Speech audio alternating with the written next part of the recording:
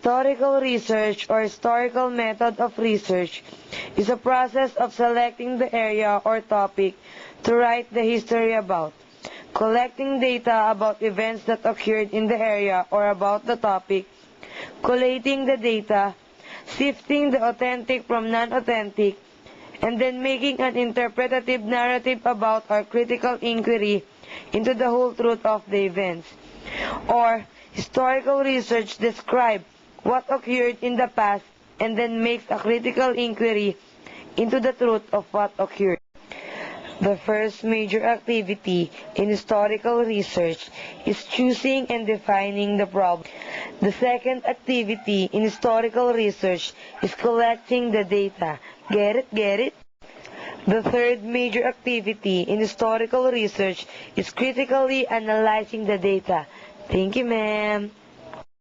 And last but not the least, the last major activities in historical research is writing the research report. Whew, at last.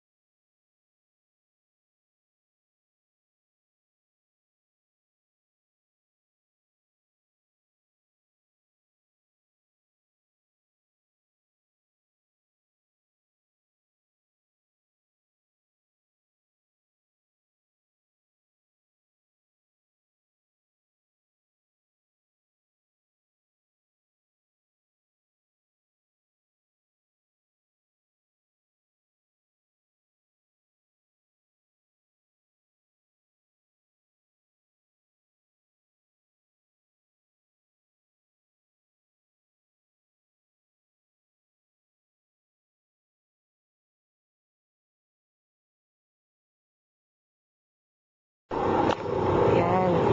Yung sa gilid ng Brazilian Church. Yan. Ito yung mga statue ni Jesus, ni Mary, para mga rebulto nila. Tapos, ito yung parang pinaka-office. Yung opisina ng Kapitolyo. Yan. Yan. Yun yung pinaka-pader niya. Tapos yun yung mga bintana papasok ng simbahan. Yan, makikita natin. Tapos, yung mataas na yan, yun yung parang pinaka-kampanilya, yung parang pinaka-tore na nakikita sa mga simbahan. Yan. Yan. Mula sa gilid, unti-unti po tayong pupunta na ngayon, dun sa pinaka-mismong harapan ng simbahan. Ito yung parang pinaka-pathway or daanan sa gilid ng simbahan, papunta dun sa pinaka-harap niya. Yun yung mga tao, picture. Yan. Ayan na po yung simbahan. Pinaka-front ng simbahan. Yan. Yan yung parang pinaka-tore. Ang pinaka-kampanilya. Yan. Yung pinaka-kampanilya, ang pinaka-tore ng simbahan. Yan.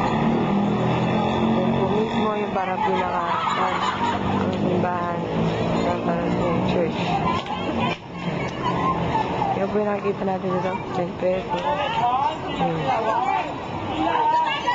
Yan. Lahat niyo may mga tao nagkakatuwa kasi.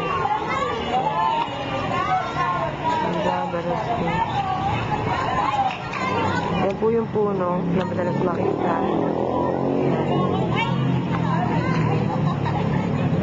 Tapos, isa po place dito. Yun ay. Yun.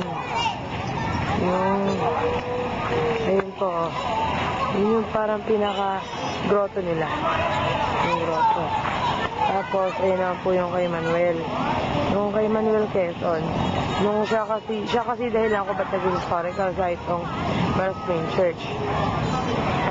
Yung mga flag ng PKK, pag-evolve ng flag ng Katipunan. Yan po nakikita. Mula sa pinakaunang flag hanggang sa pinakahuli. Yung parang pinakasabi natin monument dito.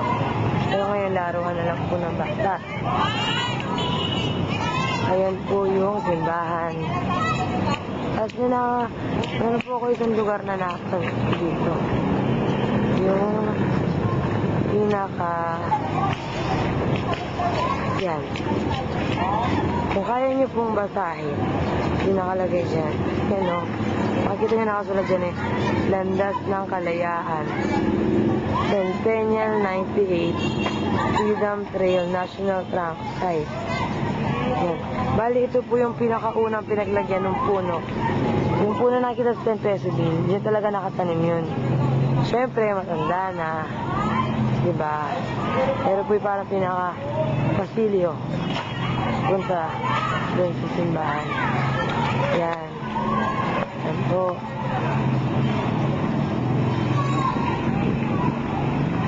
Ito po yung parang makikita sa harapan kapag doon po tayo dumaan sa kalsada. Pero syempre, may passage way or may daanan po tayo papasok. Hindi po ito yung mismong pinakapapasok sa church. Yan. Ito. Yan po yung General Emilio Aguinaldo Carriage. Para po dyan siya sumakay nun. Yan. Po, yan. Ito po, makikita nyo, pero mukha namang malabo talaga siya. Yan. Ito po yung parang pinakadaan. Papunta po sa pinakagitna ng simbahan. Hindi po siya gitna at minimisahan. Pero yung parang gitnang lugar po. Yan. Ano po yun? Yan. Ito po yung pinakagitna ng simbahan. Yung sa loob po ng mga pader na to, simbahan na po agad dyan. Simbahan na po yung makikita natin sa loob ng mga pader na yan. Yan. Yan po sa loob parang malit lang siya na para na rin po siyang grotto ni Mary. Yan. Yan po. Punta po yan dun sa pinaka-simbahan. Yan. Tapos yan po yung kumbento. Yan po ipapunta po din sa kumbento. Yung para pong tirahan ng nagiging parokya po dito. Po ng parokya or parish priest. Tapos, yan po yung rebuto ni Jesus na nakatayo sa pinakagitna. Yan. Yan po yung pader na nakapalibot dito sa Wellspring Church. Yan. Yan po yung mga pintuan, mga bintana. Yo. Yan po sila. Tapos yung po nakaitim na yun. Yo. Pinaka-side view. Si Maylin po yun. Hintayin po natin ang kanyang paglabas. Maylin! Yo. Sir. Yan. Si Maylin yan. Promise. Ayo. Si Maylin po yan. Yan. Si Maylin. Yan. Yan. Yan. Taas. Yan. Ganyan. Sumabit na tayo. Dito. Sa gawin dito. Hindi may altar. Nakatawag pa dito. Hindi yung kala ko matulo ng matanda eh. Yan. Kaya, tatuloy. Sila naman importante. Taas lang dito. Okay na, patay na. Click mo ulit yung pinindot mo kanina.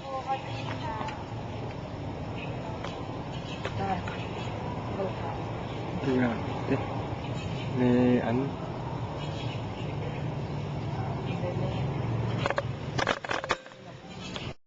History has threefold purpose, giving us a knowledge of the past, a better understanding of the present, and a means of predicting the future. That's one of the importance of historical research. Thank you.